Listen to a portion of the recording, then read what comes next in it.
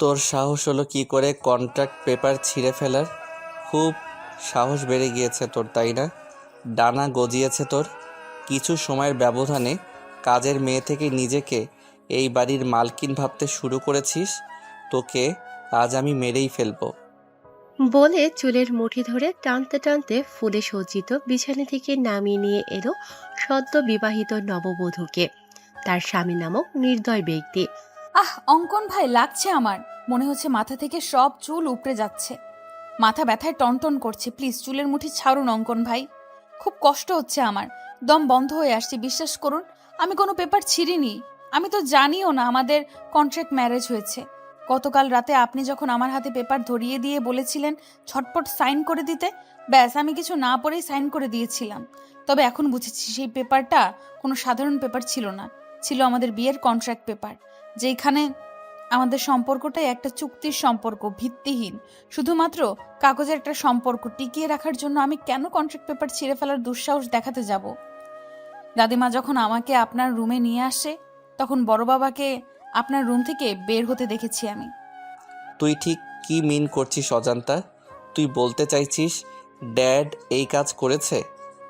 দোহাই আপনার, বিশ্বাস করুন আমার কথা। আমি সত্যিই কিছু করিনি। একদম চুপ। আর একটা কথা বলবি তো একদম গুলি করে মাথার খুলি উড়িয়ে দিব। অঙ্কন চৌধুরীর বউ হওয়ার খুব শখ ছিল তোর, তাই না? তুই কি ভেবেছিলি একটা কাগজে নিজের নাম লিখে আর তিন কবুল বললেই তুই এই বাড়ির কাজের মেয়ে থেকে বাড়ির বউ হয়ে যাবি? মম ড্যাড সুইটহার্টের মতো আমার উপরও নিজের রাজত্ব দায়ের করতে পারবি? তোর এই আশা কখনো পূরণ হবে না অজান্তা। ভুলে যাস না, তুই এই বাড়ির কাজের মেয়ে, আর সারা জীবন কাজের মেয়ে হয়েই থাকবি। তোর মতো নর্দমার কীট অঙ্কন চৌধুরীর পায়ের তলায় থাকার যোগ্য বুকে নয়। না জানি কার না কার পাপের ফসল মম ড্যাড আমাদের বাসায় এনে রেখেছে, যেন এটা কোনো আশ্রয় কেন্দ্র। ইস, নেমপ্লেটে চৌধুরী মঞ্জিল না লিখে আশ্রয় মঞ্জিল লিখে দিলে বেশ ভালো হতো। এতে তোর মতো হাজারো অজান্তা, নামহীন, পরিচয়হীন বাবা মা ছাড়া মেয়েগুলো এইখানে আশ্রয় নিতে পারত। ড্যাড শুধুমাত্র তোকে আশ্রয় দিয়ে ক্ষান্ত হয়নি, এখন আবার আমার ঘাড়েও ঝুলিয়ে দিয়েছে। আপনি আমাকে যা ইচ্ছা হয় বলুন, মারুন, কাটুন, আমি কিচ্ছু বলবো না। কিন্তু আমার বাবা মা সম্পর্কে কোনো বাজে কথা বললে আমি কিন্তু আপনাকে ছেড়ে কথা বলবো না অঙ্কন ভাই। অজান্তার কথা শুনে অঙ্কন ক্ষিপ্ত হয়ে এসে অজান্তার গাল চেপে ধরে বলল, ও রিয়েলি? তুই সিআইডি অফিসার অঙ্কন চৌধুরীকে থ্রেট করছিস, যার নাম শুনে শহরের অলিগলিতে থাকা প্রত্যেকটা ক্রিমিনাল ভয়ে কেঁপে ওঠে? তুই তাকে ভয় দেখাচ্ছিস? ও শিট, আমার তো প্যান্ট ভিজে গেছে রে অজান্তা তোর থ্রেট শুনে। অঙ্কন এমনভাবে অজান্তার গাল চেপে ধরেছে যেন মনে হচ্ছে জল ভেঙে যাবে। অজান্তা কোনো মতে অঙ্কনকে ছাড়িয়ে অশ্রুভেজা নয়নে বলল, হ্যাঁ, স্বীকার করছি আমি অজন্তা। আমার কোনো পরিচয় জানা নেই, কিন্তু আমিও কোনো বাবা মায়ের সন্তান। তাই কথায় কথায় আমার পরিচয় নিয়ে প্রশ্ন তুলবেন না অঙ্কন ভাই। আমি সত্যি আপনার মতো একজন সৎ ন্যায়বান সিআইডি অফিসার, যাকে এই তরুণ প্রজন্মের ছেলেমেয়েরা নিজের আইডল মনে করে, তার মতো একজন হতে চাই, যাকে নিয়ে প্রেস মিডিয়ার লোকজনদের গঞ্জনার শেষ নেই। অন্তত তার মুখ থেকে এমন কুরুচিপূর্ণ কথা কখনো আশা করিনি। তারা হয়তো জানে না, তারা যাকে নিজেদের আইডল মনে করে সে সবার সামনে যতটা ভালো মানুষ, ঠিক ততটাই নোংরা, কুৎসিত, অহংকারে জর্জরিত তার ভেতরটা। বাহ বাহ, তোর দেখে খুব উন্নতি হয়েছে অজান্তা। যে অঙ্কন চৌধুরীকে দেখলে ক্রিমিনালদের মতো তোরও কাঁপাকাঁপি শুরু হয়ে যায়। এতগুলো বছর আমাদের বাড়িতে থাকার পরও যার সম্মুখে দাঁড়িয়ে কথা বলতে পারিসনি, আর আজ তুই তার চোখে চোখ রেখে কথা বলছিস? Really I can't believe this. নাকি তুই নিজেকে আমার বউ ভাবতে শুরু করেছিস? বামন হয়ে চাঁদে হাত দেওয়ার স্বাদ থাকলেও সাধ্য নেই আমার। বড় বাবা রাস্তা থেকে তুলে এনে আমাকে নতুন একটা জীবন দিয়েছে।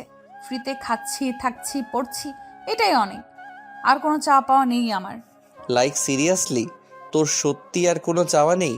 তাহলে মরতে মরতে আমার রুমে কেন এসেছিস তুই? বেরিয়ে যা আমার রুম থেকে, তোকে সহ্য হচ্ছে না আমার। আমাকে নিয়ে যদি আপনার এতই সমস্যা, তাহলে কেন বিয়ে করলেন আমাকে? কেন বিয়ে নামক একটা চুক্তির মিথ্যা সম্পর্কে জড়িয়ে দিয়ে আমার জীবনটা নষ্ট করে দিলেন? কেন অঙ্কন ভাই, কেন? এসব প্রশ্ন আমাকে না করে তোর নিজেকে কর, উত্তর পেয়ে যাবি। ড্রামাবাজ মহিলা, নিজে নাটক সাজিয়ে বড়লোক বাবার একমাত্র ছেলে, শহরের নামকরা একজন সিআইডি অফিসারের গলায় ঝুলে পড়ে এখন আবার আমাকে জিজ্ঞেস করছে কেন বিয়ে করলেন। It's all because of you. আমি কোনো না। Stop all this nonsense. Don't say anymore. Just get out from my room. বলেই অঙ্কন অজান্তার হাত ধরে টানতে টানতে দরজার কাছে নিয়ে এসে দেখল দরজা বাহিরে থেকে লক করা। মুহূর্তের মধ্যেই অঙ্কনের হাত মুষ্টিবদ্ধ হয়ে এলো। কপালে চিন্তার স্পষ্ট ছাপ দেখা গেল। নিজের রাগ কন্ট্রোল করতে না পেরে দরজায় পরপর 2-3টা লাথি মেরে দিয়ে বলল, ড্যাম ইট, কার এত বড় সাহস হলো আমার রুম বাইরে থেকে লক করার? অঙ্কনের কর্মকাণ্ডে আতঙ্ক হয়ে অজান্তা বলল, আপনি দয়া করে শান্ত হন অঙ্কন ভাই। আমি বড় মা বা দাদিমাকে ডাকছি, তারা এসে দরজা খুলে দিলে আমি এক্ষুনি বেরিয়ে যাব রুম থেকে। অজান্তা সবে বড় মাকে ডাক দিতে যাবে তার আগেই অঙ্কন ড্রয়ার থেকে একটা পিস্তল বের করে অজান্তার কপালে ঠেকিয়ে বলল, ভুলেও এই কাজ করতে যাবি না অজান্তা। এই 4 দেয়ালের মধ্যে যা হয়েছে, ভুলেও যদি মম, ড্যাড বা সুইটহার্টের কর্ণপাত হয়ে ট্রাস্ট মি, একদম গুলি করে তোর মাথার খুলি উড়িয়ে দিব। তারা যেন ঘুণাক্ষরেও আমাদের কন্ট্রাক্ট ম্যারেজের বিষয়ে, এমনকি আমাদের মধ্যকার দূরত্ব বুঝতে না পারে। অজান্তা চোখের পানি মুছে ঠোঁটে তাচ্ছিল্যের হাসি ঝুলিয়ে বলল, ড্রামাবাজ আমি না অঙ্কন ভাই, ড্রামাবাজ তো আপনি। নিজেকে কি অমায়িকভাবে প্রেস, মিডিয়া, পরিবারের সদস্যদের কাছে উপস্থাপন করেন, অথচ সামান্য একটা মেয়েকেই সম্মান দিতে জানেন না। আবার বলছেন আপনি যেভাবে সবার সামনে ভালো মানুষ হয়ে থাকার নাটক করেন, ঠিক একইভাবে আমাকেও আপনার পরিবারের সদস্যদের সামনে সুখী কাপলের নাটক করতে। এসব নাটক আপনার সাথে যায় অঙ্কন ভাই, আমার মতো কাজের মেয়ের সাথে না। লিসেন, তোর ওই নন স্টপ বকবক শোনার টাইম বা ইচ্ছা কোনোটাই আমার নেই। তুই বিছানায় বসে আমার বিছানা নোংরা করে দিয়েছিস, এখন ঝটপট বেডশিট চেঞ্জ করে দিয়ে আমার চোখের সামনে থেকে সরে যা। অজান্তা বেডশিট চেঞ্জ করে দিয়ে বলল, আপনি নিজেই তো দেখলেন দরজা বাইরে থেকে লক করা, তাহলে আমি রুমের বাইরে যাব কিভাবে? আর কোথায় বা ঘুমাবো আমি? None of my business. বলে অঙ্কন লাইট অফ করে শুয়ে পড়ল। অজান্তা কি করবে বুঝতে না পেরে ঠাই সেখানে দাঁড়িয়ে রইল। ফজরের আজানের মিষ্টি ধ্বনি কর্ণপাত হতেই তন্দ্রা কেটে যাওয়ার সাথে সাথে আপনা আপনি দর্শনেন্দ্রিয় খুলে যায় অজান্তার। অজান্তার গাত্রে এখনো বিয়ের লাল বেনারসি জড়ানো রয়েছে।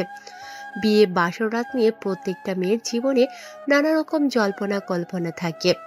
স্বামী নামক অপরিচিত ব্যক্তির জন্য মনের গহীনে কত শত স্বপ্নের জাল বোনা থাকে। সেরকমটা অজান্তারও ছিল, অথচ তার বাসরাতে স্বামীর বিছানার জায়গাটুকু মিলেনি। তার ব্যালকনিতে রাত্রি যাপন করতে হয়েছে। হয়তো তার ললাটে এমনটাই লেখা ছিল। সারা রাত গরম আর মশার কামড়ে একটুও ঘুম হয়নি অজান্তার। রাতে গহনাগুলো খুলে মেঝেতে রেখেছিল, সেগুলো মেঝে থেকে তুলে অঙ্কনের ড্রেসিং টেবিলের ওপর খুব সতর্কতার সাথে রেখে অজান্তা পা টিপে টিপে ওয়াশরুমে চলে গেল। অজান্তা নামাজ পড়ার জন্য অজু করে এসে দেখে কোথাও জায়নামাজ নেই। পরক্ষণে অজান্তার চোখ পড়ে রাতে উঠিয়ে রাখা বেডশিটের ওপর। জায়নামাজ না পেয়ে অজান্তা বেডশিট বিছিয়ে ফজরের সালাত আদায় করে নেয়। অজান্তা নামাজ শেষ করে অগোছালো রুমটা পরিষ্কার করছে, এমন সময় দরজার বাহির থেকে আঞ্জুম আরা চৌধুরী গলা শুনতে পায়। দরজার অপর প্রান্ত থেকে আঞ্জুম আরা চৌধুরী বলছেন, সরি দাদু ভাই, আমি তোমাদের প্রাইভেসির জন্য বাইরে থেকে দরজা লক করে দিয়েছিলাম, যাতে তোমাদের বাসর রাত আরো মধুময় হয়ে ওঠে, দুজন দুজনের মনের গহীনে পৌঁছে যেতে পারো। আই থিঙ্ক এতে তোমাদের উপকার হয়েছে। দরজা লক খুলে দেওয়া হয়েছে, ফ্রেশ হয়ে তাড়াতাড়ি নিচে এসো, সবাই অপেক্ষা করছে নবদম্পতির জন্য। দরজা খোলা পেয়ে অজান্তা নিজের রুমে চলে আসে চেঞ্জ করার জন্য। অজান্তা একটা চুড়িদার নিয়ে ওয়াশরুমে যাবে, এমন সময় নাতাশা চৌধুরী এসে বলল, অজান্তা, তুই এই রুমে কেন? তুই জানিস না বিয়ে হবার সাথে সাথে পরের ঘর নিজের ঘর হয়ে যায়? গতকাল থেকে বাবুর রুম তোরও রুম হয়ে গেছে। এখন থেকে তুই বাবুর রুমে থাকবি। আমি বাবুর রুমে গিয়ে দেখি বাবু ঘুমিয়ে আছে, কিন্তু কোথাও তোকে না পেয়ে আমার এখানে আসতে হলো। আসলে বড় মা, আমি অঙ্কন ভাইয়ের রুমেই ছিলাম, কিন্তু আমার কাপড় চোপড় সব কিছু এই রুমে রয়েছে, তাই চেঞ্জ করার জন্য এসেছি। আমি এক্ষুনি শাড়ি চেঞ্জ করে চুড়িদার পরিধান করে আসছি। তোকে শাড়িতে অনেক সুন্দর লাগছে অজান্তা, আমি তোর জন্য শাড়ি নিয়ে এসেছি। এখন কথা না বাড়িয়ে তাড়াতাড়ি শাওয়ার নিয়ে এই শাড়ি আর গতকাল তোর বড় বাবা যে গহনাগুলো তোকে দিয়েছে সেগুলো পরে নিচে আয়। ঠিক আছে বড় মা, তবে তোমার অসুস্থ শরীর, তুমি আবার কিচেনে যেও না কিন্তু। আমি চেঞ্জ করে এসে সবার জন্য নাস্তা রেডি করছি। তাছাড়া বেলি তো আছেই, ও আমাকে হাতে হাতে সাহায্য করবে। তুমি একদম আগুনের কাছে যাবে না বড় মা। নাতাশা চৌধুরী অজান্তাকে নিজের বুকে টেনে নিয়ে বলল, পাগলি মেয়েটা কত ভাবে আমার জন্য, এজন্যই আমি আর ইমতিয়াজ তোকে সারা জীবন আমাদের সংসারে রাখার লোভ সামলাতে পারিনি। এখন যা তো, ঝটপট রেডি হয়ে নিচে আয়। নাতাশা চৌধুরী বেরিয়ে গেল। অজান্তা তার দেওয়া প্যাকেট খুলে দেখে একটা কালো আর ব্লু কালারের জামদানি, 2টা শাড়ি রয়েছে, তার সাথে প্রয়োজনীয় সবকিছু। অজান্তার দেরি না করে তাড়াতাড়ি রেডি হয়ে নিচে যাবে। এমন সময় মনে পড়ে বড় মা তো গহনা নিতে বলেছিল, কিন্তু আমি তো ভুলক্রমে গহনাগুলো অঙ্কন ভাইয়ার রুমে রেখে এসেছি। এখন তার রুমে গেলে যদি আবার রাতের মতো বকাঝকা করে, যদি বন্দুক নিয়ে তেড়ে এসে তার বিখ্যাত ডায়লগ দিয়ে বলে, অজান্তা তুই আবার আমার রুমে এসেছিস কেন, এক্ষুনি বের হয়ে যা আমার রুম থেকে, অন্যথায় একদম গুলি করে তোর মাথার খুলি উড়িয়ে দেব, তখন কি জবাব দেব আমি? পরক্ষণেই মনে হলো এই টাইমে অঙ্কন ভাই জগিং করতে বের হয়, নিশ্চয় আজও তার ব্যতিক্রম হয়নি। আমি নিশ্চিন্তে গিয়ে আমার গহনাগুলো নিয়ে আসতে পারবো। এক বুক আশার সঞ্চার করে অজান্তা অঙ্কনের রুমের দিকে পা বাড়ালো। ফোন ভাইব্রেটের শব্দে ঘুম ভেঙে গেল অঙ্কনের। অঙ্কন তড়িঘড়ি করে উঠে ফোনের দিকে চোখ পড়তেই বলল, ও শিট, আমার জগিংয়ের সময় পার হয়ে যাচ্ছে আর আমি ঠিকই পাইনি। সব হয়েছে ওই ড্রামাবাজ মেয়েটার জন্য। ওর জন্যেই অনেক রাত পর্যন্ত জেগে থাকতে হয়েছে, যার কারণে আজ আমার জগিং মিস হয়ে গেল। অঙ্কন অজান্তাকে হাজারটা বকা দিতে দিতে ফ্রেশ হওয়ার জন্য ওয়াশরুমে প্রবেশ করতেই শ্যাম্পু বা সাবান জাতীয় কিছুর উপর স্লিপ হয়ে ঠাস করে মেঝেতে পড়ে যাওয়ার ফলস্বরূপ অনেকটা ভিজে যাওয়ার সাথে সাথে কোমরেও বেশ চোট পায়। বিরক্তিতে অঙ্কন মুখ থেকে জল জাতীয় শব্দ বের করে বলল, আমি স্পষ্ট বুঝতে পারছি আমার ওয়াশরুমে কেউ এসেছিল, কিন্তু কে হতে পারে? আমার অনুমতি ব্যতীত কারো সাহস হবে না আমার রুমে প্রবেশ করার। ও মাই গড, তার মানে ওই ড্রামাবাজ নোংরা মেয়েটা আমার ওয়াশরুমেও চলে এসেছে। তোর সাহস দেখে আমি অবাক হয়ে যাচ্ছি অজান্তা, এর জন্য তোর কঠিন শাস্তি ভোগ করতে হবে। I will teach you a good lesson, mind it. একে তো তোর জন্য আজকে জগিং করতে যেতে পারিনি, এখন আবার কোমরে ব্যথা পেতে হলো, আবার ভিজেও গিয়েছি। এখন তো শাওয়ার না নিয়ে বেরো হতে পারবো না, কিন্তু টাওয়েল তো আনিনি। অঙ্কন তাওয়াল নিতে আসবে এমন সময় রুম থেকে কারো পায়ের শব্দ শুনতে পেল। অঙ্কন ভাবছে নিশ্চয়ই সুইটহার্ট এসেছে। সে ওয়াশরুম থেকে হাঁক ছেড়ে বলল, সুইটহার্ট মাই ডার্লিং, আমার টাওয়েলটা একটু দিয়ে যাও তো। অজান্তা ভেবেছিল অঙ্কন ভাই নিশ্চয়ই রুমে থাকবে না।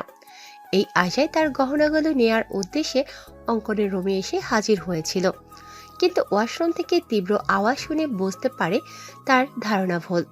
সে হাড়ে হাড়ে টের পাচ্ছে, যেখানে বাঘের ভয় সেখানেই সন্দেহ হয়। এই প্রবাদটার মানে অজান্তা তড়িঘড়ি করে গহনাগুলো নিয়ে রুম থেকে বের হতে যাবে, তার আগে আবারও শুনতে পায়, সুইটহার্ট, কোথায় গেলে তুমি? দাও না আমার টাওয়েলটা। আমার কিন্তু শুধুমাত্র একটা হাফ প্যান্ট পরা। তুমি কি চাচ্ছ আমি হাফ প্যান্ট পরে তোমার সামনে আসি? তুমি টাওয়েল না দিলে আমি সত্যি সত্যি এই অবস্থায় তোমার সামনে চলে আসব। অজান্তা এদিক সেদিক তাকিয়ে বলল, দূর, কি মুসিবতে পড়ে গেলাম। এখন কি করব আমি? আমার কি তাকে সাহায্য করা উচিত? তাছাড়া অঙ্কন ভাই মনে করেছে রুমে তার সুইটহার্ট এসেছে, তাই আমি যদি টাওয়াল দিয়ে আসি তাহলে সে ভাববে সুইটহার্টই দিয়েছে। অজান্তা আকাশ কুসুম চিন্তা করে তাওয়াল নিয়ে দরজায় নক করল। অঙ্কনের মাথায় দুষ্টু বুদ্ধি চেপে বসে। অঙ্কন মুস্কি হেসে বলে, সকাল সকাল সুইটহার্টের প্রেমের বইটা খুলে দিয়ে তাকে প্রেমের অতল সাগরে ভাসিয়ে নিয়ে গেলে কেমন হবে ব্যাপারটা? নিশ্চয়ই খুব বকা দিবে আমাকে, আমার কান মলে দিবে। দিক না, আমিও তো এমনটাই চাই। আমি আবারও সুইটহার্টের আগের মতো শাসন, আদর, ভালোবাসা পেতে চাই। বড্ড মিস করি শাসনগুলো। সে আদর, ভালোবাসা, শাসন পেতে আমাকে যদি এতটুকু দুষ্টুমি করতে হয়, করব আমি। অচিন্তা ভেতর থেকে অঙ্কনের কোনো রেসপন্স না পেয়ে আবারও দরজায় নক করার সাথে সাথে অঙ্কন হ্যাসকা টানে তাকে ওয়াশরুমে নিয়ে যেতে দুজনে ব্যালেন্স হারিয়ে শাওয়ারের নিচে পড়ে যায়। অজান্তা ভেতর থেকে অঙ্কনের কোনো রেসপন্স না পেয়ে আবারও দরজায় নক করার সাথে সাথে অঙ্কন হ্যাসকা টানে তাকে ওয়াশরুমে নিয়ে যেতেই দুজনে ব্যালেন্স হারিয়ে শাওয়ারের নিচে পড়ে যায়। শাওয়ারের নিচে পড়ে দুজনেই কাক ভেজা হয়ে গিয়েছে। অঙ্কন অজান্তার দিকে তাকিয়ে ভাবছে, শুনেছি বাঙালি মেয়েদের নাকি বিয়ের পরে সৌন্দর্য শতগুণ বেড়ে যায়। অজান্তার ক্ষেত্রেও তাই হয়েছে। হয়তো হয়েছে আজকে সম্পূর্ণ অন্যরকম লাগছে, মনে হচ্ছে নতুন কোনো অজান্তাকে দেখছে। কিন্তু কেন? তখনই অঙ্কনের চোখ যায় অজান্তার নোজপিনের দিকে। অঙ্কন বুঝতে পারে অজান্তার সৌন্দর্যের বৃদ্ধির কারণ তার নোজপিন, যা এতদিন তার নাকে ছিল না। হঠাৎ করে নাকফুল পড়েছে, যার কারণে তাকে সম্পূর্ণ অন্যরকম লাগছে। পরক্ষণে অঙ্কন কি হচ্ছে বুঝতে পেরে তড়িঘড়ি করে অজান্তার ওপর থেকে উঠে অজান্তাকে বলল, হাউ ডেয়ার ইউ! তোর সাহস হলো কি করে পারমিশন ছাড়া আমার রুমে প্রবেশ করার? নাকি আমার হাতে মরার স্বাদ জেগেছে তোর? দিব নাকি গুলি করে মাথার খুলি উড়িয়ে? অজান্তা মনে মনে বলল, দাদিমা সব সময় একটা কথা বলে, নরম মাটিতে নাকি কেঁচো লাগে বেশি। তাই আমি যত অঙ্কন ভাইয়ের সামনে দুর্বলতা প্রকাশ করব, অঙ্কন ভাই তত আমাকে আঘাত করবে, অপমান করবে, যেমনটা গতকাল রাতে করেছিল। অজান্তা নিজেকে সংযত করে বলল, আমি ইচ্ছে করে এসেছি নাকি? আপনি নিজেই বারবার টাওয়াল চাচ্ছিলেন, তাই বাধ্য হয়ে আমার আসতে হয়েছে। তুই কি সুইটহার্ট? আমি সুইটহার্টকে টাওয়েল দেওয়ার জন্য ডেকেছি, তোকে নয়। আমি তো আপনার উপকার করতে এসেছিলাম, কিন্তু আপনি যে আমার হাত ধরে টেনে ভেতরে নিয়ে আসলেন, আমাকে ভিজিয়ে দিলেন, এই বেলায় কিছুই না। আর আমি কিছু বলতে গেলেই আপনার সেই চিরচেনা এক ডায়লগ দিবেন, একদম গুলি করে মাথার খুলি উড়িয়ে দিব। বলি কি, এ পর্যন্ত কয়টা মানুষের গুলি করে মাথার খুলি উড়িয়ে দিয়েছেন? তোর সাহস দেখে সত্যি আমি অনেক অবাক হয়ে যাচ্ছি। এক রাতের ব্যবধানে মুখে খই ফুটতে শুরু হয়ে গিয়েছে। রাতেও তোর চোখে মুখে আমি ভয়ের স্পষ্ট ছাপ দেখতে পেয়েছি, বাট এখন সেই ভয়ের ছাপ নেই। এক রাতেই এত চেঞ্জ? আপনি বাঘ না ভাল্লুক যে আপনাকে ভয় পেতে হবে? হ্যাঁ, আগে ভয় পেয়েছি, কারণ তখন আপনি অন্য পুরুষ ছিলেন, আর এখন আপনি বিয়ে করা বর আমার। বিয়েটা যেইভাবেই হোক হয়েছে তো। বড়মা বলেছে বিয়ের পরে বরের সবকিছু নিজের হয়ে যায়, তাই এটা যেমন আপনার রুম তেমনি আমারও রুম। আর নিজের রুমে প্রবেশ করতে যদি অনুমতি নিতে হয়, তাহলে আপনিও আমার থেকে অনুমতি নিয়ে রুমে প্রবেশ করবেন। অঙ্কন কিছু বলতে যাবে তার আগেই রুম থেকে আলিশা হাঁক ছেড়ে বলল, অজান্তা আপু, অঙ্কন ভাইয়া, তোমরা কি করছো ওয়াশরুমে? মাই গড, তোমাদের কি রুমে জায়গা কম পড়েছে যে ওয়াশরুমে গিয়ে রোমান্স করতে হচ্ছে? তোমাদের রোমান্স শেষ হলে তাড়াতাড়ি নিচে আসো, সবাই তোমাদের জন্য অপেক্ষা করছে। আলিশার সাড়া পেয়ে অজান্তা নিজের রুমে গিয়ে চেঞ্জ করে অন্য একটা শাড়ি পরে নিচে এসে দেখে সবাই ব্রেকফাস্ট না করে তাদের জন্য অপেক্ষা করছে। অজান্তা ডাইনিং টেবিলে এসে দেখে হরেক রকমের রেসিপি রান্না হয়েছে, যার মোমো গন্ধে পুরো বাড়ি ছড়িয়ে গিয়েছে। অজান্তা মেকি রাগ দেখিয়ে নাতাশা চৌধুরীকে বলল, তোমাকে বারণ করেছিলাম বড়মা কিচেনে যাবে না, তবু কেন অসুস্থ শরীর নিয়ে রান্না করতে গেলে? তাছাড়া ব্রেকফাস্টে তো ভারী কোনো খাবার খাওয়া হয় না, তাহলে আজ ঘটা করে এত আয়োজন কেন? তোকে হয়তো আমি গর্ভে ধারণ করিনি, কিন্তু সেই ছোটবেলা থেকে মায়ের আদর দিয়ে তোকে বড় করেছি। সেই ছোট্ট মেয়েটা আজ নতুন জীবনের সূচনা করেছে, তার খুশির জন্য আমার এইটুকু কষ্ট কিছুই না। সাধারণত বিয়েতে কত বড় আয়োজন করা হয়, আমরা তো সেই ধরনের কিছুই করিনি, তাই নিজের সামান্য কিছু ট্রাই করেছি। অবশ্য আমি একা করিনি, আলিশা বেবিও সাহায্য করেছে আমাকে। অজান্তা নাতাশা চৌধুরীকে জড়িয়ে ধরে বলল, তোমাকে জড়িয়ে ধরলে কেন আমি মায়ের ফিল, আমার মায়ের গন্ধ পাই বড়মা? কেন মনে হয় তুমি আমার গর্ভধারিণী মা? তুই আমার নিচের পেটের মেয়ে, তাই হয়েছে। শান্তি, এবার কথা না বাড়িয়ে তাড়াতাড়ি খেতে বস, আমি তোদের তিনজনকেই নিজের হাতে খাইয়ে দিব, কিন্তু বাবু এখনো আসছে না কেন? মম, ওই যে দেখো ভাইয়া চলে এসেছে। এখন তাড়াতাড়ি খেতে দাও তো, খুব খিদে পেয়েছে। ব্রেকফাস্টে আজ এত এত খাবার খেতে পারবো কখনো ভাবিনি। এইসব কিছু হয়েছে অজান্তা আপুর জন্য। ধন্যবাদ আপু। হয়েছে, আর এত ধন্যবাদ দিতে হবে না।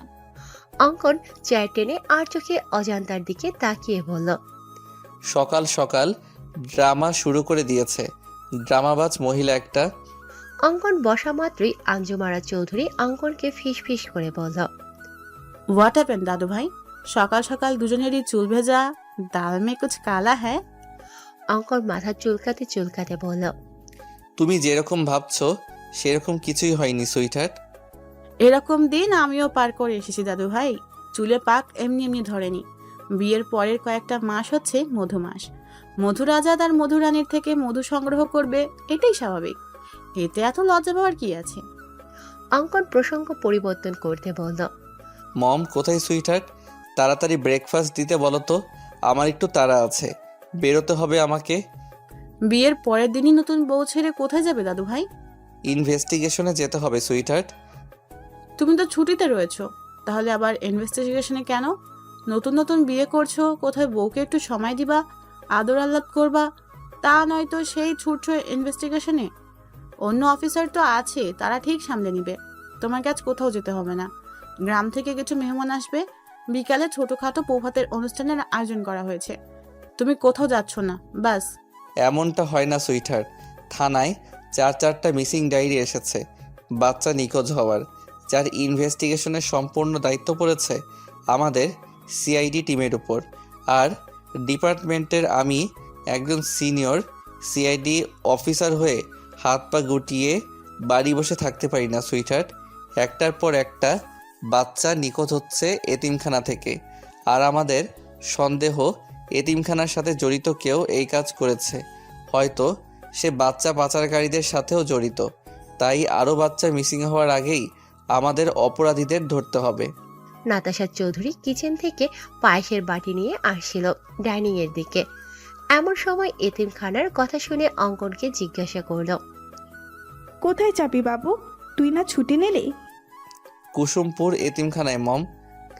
কুসুমপুর এতিমখানার কথা শুনে নাতাশা চৌধুরীর হাত থেকে পায়েসের বাটি নিচে পড়ে বাটিতে থাকা পায়েস মেঝেতে ছড়িয়ে ছিটিয়ে যায়। তুমি শুধু শুধু টেনশন করছো বৌমা। তুমি যেরকম ভাবছো সেরকম কিছুই হবে না, দেখো। আম্মা, কুসুমপুর এতিমখানায় গিয়ে যদি বাবুর অতীত তার সামনে চলে আসে, বাবু যদি ওর নিজের সম্পর্কের সবটা জেনে যায়, আর যদি আমাদের ভুল বুঝে দূরে সরে যায়, তখন কি নিয়ে বাঁচবো আমি? তুমি অযথা টেনশন করছো। তাছাড়া তুমি কোনো অন্যায় তো করোনি। তোমার প্রয়োজন ছিল একটা সন্তানের, আর দাদু ভাইয়ের প্রয়োজন ছিল একটা পরিবার, মা বাবা। দাদু ভাই একটা পরিবার পেয়েছে, তুমি পেয়েছো একটা সন্তান। যদিও তুমি দীর্ঘ 8 বছর পরে একটা মৃত সন্তান জন্ম দিতে সক্ষম হয়েছিলে, কিন্তু সে তো আর পৃথিবীর আলো দেখতে পারেনি। না না আম্মা, আমি মৃত সন্তান জন্ম দেইনি। যদিও চেক আপ করে আমাকে বলা হয়েছিল আমার ছেলে সন্তান হবে, কিন্তু আমার স্পষ্ট মনে আছে যখন আমার জ্ঞান ছিল আমি কন্যা সন্তানের কান্নার আওয়াজ পেয়েছিলাম। অর্থাৎ আমি কন্যা সন্তানের জন্ম দিয়েছিলাম, কিন্তু যখন আমার জ্ঞান ফিরে আসে নার্স আমার কাছে একটা মৃত ছেলে সন্তান দেয় আর বলে আমি মৃত সন্তান জন্ম দিয়েছি। আমি আগেও আপনাদের বলেছি আম্মা, কিন্তু আপনারা কেউ আমার কথা বিশ্বাস করেননি। উল্টো আমাকে সন্তান হারানোর বেদনায় মানসিক রোগী বলেছেন। বিশ্বাস করেন আম্মা, আমার সত্যিই মেয়ে হয়েছিল, কিন্তু জানি না কার নজর লেগেছিল আমার মেয়ের উপর, আমার পরিবারের উপর। তারা আমার মেয়েকে সরিয়ে তার জায়গায় একটা মৃত ছেলে সন্তান দিয়ে দিল। আর ইমতিয়াজও ভেবেছিল আমি হয়তো 8 বছর পর কোনো মৃত সন্তান মেনে নিতে পারিনি, তাই উল্টাপাল্টা বকেছি, যার কারণে ইমতিয়াজও আমার মেয়েটার কোনো খোঁজ করেনি। বলে কান্নায় ভেঙে পড়লেন নাতাশা চৌধুরী। এখন আর এসব বলে কি লাভ বৌমা? যা হবার হয়েছে। এখন বেশি না বকে তুমি একটু বিশ্রাম নাও। অঙ্কন আর তার টিমের সদস্যরা 5 মিনিট আগে কুসুমপুর এতিমখানায় এসে পৌঁছেছে। এতিমখানায় প্রায় 300-400 বাচ্চা রয়েছে, যার পরিচালনার দায়িত্ব নিয়েছেন স্থানীয় এলাকার চেয়ারম্যান রওনক হোসেন, এবং তার সাথে কিছু ফাউন্ডেশন যুক্ত রয়েছে, যা থেকে এতিমখানার বাচ্চাদের জন্য বিভিন্ন অনুদান আর্থিক সহায়তা প্রদান করা হয়। একে একে যখন 4টা বাচ্চা নিখোঁজ হয়ে যায় তখন রওনক হোসেন নিজে থানায় গিয়ে মিসিং ডায়েরি করে আসে। অঙ্কন এসে রওনক হোসেনকে জিজ্ঞাসা করল, আচ্ছা চেয়ারম্যান সাহেব, এসব হলো কিভাবে? 4টা বাচ্চা কি একসাথে নিখোঁজ হয়েছে নাকি আলাদা আলাদাভাবে? স্যার, আমি চেয়ারম্যান মানুষ, আমার নানান কাজে ব্যস্ত থাকতে হয়। আমি শুধুমাত্র এতিমখানা পরিচালনা করি, কিন্তু বাচ্চাদের দেখাশোনা করতে রহমত চাচাকে অনেক বিশ্বস্ত একজন লোক। রহমত চাচা অনেক বিশ্বস্ত একজন লোক, অনেক আগে থেকে এখানে রয়েছে, অর্থাৎ আমার আগে এতিমখানা পরিচালনা করতো আমার বাবা। রহমত চাচা তখন থেকেই এখানে রয়েছে। 2 দিন আগে রহমত চাচা আমাকে ফোন করে বলে যে রাব্বি নামের একটা ছেলেকে অনেকক্ষণ যাবৎ দেখতে পাচ্ছে না। পরে নাকি বেলা জানায় সকাল 10টা নাগাদ রাব্বির দুঃসম্পর্কের কোনো মামা এসে রাব্বিকে নিয়ে গিয়েছে, তবে বিকালের মধ্যে এসে রাব্বিকে আবার দিয়ে যাবে। কিন্তু রাব্বি আর ফিরে আসেনি। বিকাল করে সন্ধ্যা হয়ে যায়, কিন্তু আর যখন সবাই রাব্বিকে খুঁজতে ব্যস্ত হয়ে পড়ে তখন আলিফ নামের ছেলেটা নিখোঁজ হয়ে যায়। 1 মিনিট চেয়ারম্যান সাহেব, এই বেলাকে? অঙ্কনের কথা শুনে পাশ থেকে একটা মধ্যবয়সী মহিলা বলে উঠল, আমি করছি সাহেব। এই বেলা 1 নাম্বারের কুটনি বেডি, একজনের কথা অন্যজনের কাছে লাগানোর কাজ। বেয়াদব একটা মহিলা, ওর মধ্যে কোনো শিক্ষে দিক্ষে নাই, আছে খালি কুটনামি ওনার গুণ। ওর ওই কুটনামির জন্যে ওর বর ওরে তালাক দিছে, তাই এখন এই এতিমখানায় এসে উঠিছে। এতিমখানার রান্ধার কাম করে ওই কুটনি বেডি। আমার মনে হচ্ছে ওই কুটনি বেডি নিশ্চয়ই এই কাজের লগে জড়িত আছে। ওই বেডি এই ফুলের মতন বাচ্চাগুলন রে গায়েব করিছে। কিন্তু তুমি কে? আমি রেশমি সাহেব। আমি আগে এই এতিমখানার রান্ধার কাম করতাম, কিন্তু ওই বেলা কুটনি উড়ে এসে জুড়ে বইছে। কে কুটনি আর কে শুটনি সেইটা আমরা ঠিকই বের করে নিব। তোমরা এইটা বলো যে এই কুটনি এই বেলা কে কোথায় পাবো? চেয়ারম্যান সাহেব বলল, স্যার, ওই বেলা ওইখানেই থাকে, তবে আজ সকাল থেকে ওকে কোথাও দেখতে পাচ্ছি না। আমি কইছিলাম না সাহেব, ওই কুটনি বেলা এর সাথে জড়িত। আপনারা আসবেন জানতে পারে হয়তো কোন হানে ঘামটি মেরে বসে আছে। আপনি খালি একবার আমারে হুকুম দেন সাহেব, আমি ওই কুটনির চুলের মুঠি ধরে টাইনে নিয়ে আসবানি। তাহলে তো তুমি নিশ্চয়ই জানো বেলা কোথায় গিয়েছে। এখন ঝটপট বলে দাও বেলা কোথায়। রেশমি আমতা আমতা করে বলল, না না সাহেব, আমি কিছু জানি না। ওই রাগের বশে এত কিছু করে ফেলেছি সাহেব। বুঝতে পেরেছি, বেলার প্রতি অনেক ক্ষোভ জমে আছে তোমার। আমারে তোর অপবাদ দিয়ে বেলা আমার জায়গা দখল করেছে সাহেব। ক্ষোভ তো থাকারই কথাই, তবে আমি সত্যিই জানি না এই বেলা কুটনি কনে গিয়ে মরিছে। ঠিক আছে, সমস্যা নেই, আমরা ঠিক জেনে নিব। রেশমি ফিস ফিস করে বলল, ওই বেলা কুটনি যেই হানেই যাক ওর মুখে যেন ঠাডা পড়ে, ওরা যেন কাল নাগিনী সবল দিয়ে মারে, শয়তান বেডি। রেশমি যদিও ফিস ফিস করে কথাগুলো বলেছেন তবুও অঙ্কনের কান পর্যন্ত ঠিক পৌঁছে গেছে। অঙ্কন মুচকি হেসে রেশমির ভাষা ফলো করে বলল, বেডি মাইন্সের শত্রু। আজ বিকেলে ছোটখাটো বৌভাতের অনুষ্ঠানের আয়োজন করার কথা ছিল, কিন্তু অঙ্কন না থাকায় অনুষ্ঠান ক্যান্সেল করা হয়েছে। অজান্তা অঙ্কনের ব্যালকনিতে দাঁড়িয়ে রয়েছে। এমন সময় দেখে বেলি তার সমস্ত জিনিসপত্র অঙ্কনের রুমে নিয়ে এসেছে, যা দেখে অজান্তা অনেকটা অবাক হয়ে জিজ্ঞেস করল, এ কি বেলি, তুমি আমার সব জিনিসপত্র অঙ্কন ভাইয়ের রুমে নিয়ে এসেছো কেন? আমি বলেছি। পাশ থেকে নাতাশা চৌধুরী বললেন, এখন থেকে তোর সব কিছু এখানেই থাকবে। নে, তোর কাপড় চোপড় আলমারিতে গুছিয়ে রাখ। বড়মা, কি হয়েছে তোমার? তোমাকে এমন লাগছে কেন? চোখ ফোলা, নাক লাল হয়ে আছে, নিশ্চয়ই অনেক কান্না করছো। কিন্তু কেন বড়মা? তোমাকে মাঝে মাঝে দেখি লুকিয়ে লুকিয়ে কান্না করো। কিসের এত কষ্ট তোমার বড়মা? বলো না বড়মা। তোমার কষ্টে আমার ভালো লাগে না, আমার কলিজা ছিঁড়ে বেরিয়ে আসতে চায়। বলো না বড়মা, কি হয়েছে তোমার? নাতাশা চৌধুরী কোনো কথার উত্তর না দিয়ে চুপচাপ রুম থেকে বেরিয়ে আসে। অজান্তা চোখের পানি মুছে তার কাপড় চোপড় আলমারিতে গুছিয়ে রাখছে। এমন সময় একটা ছবির দিকে চোখ পড়তে থমকে যায় অজান্তা।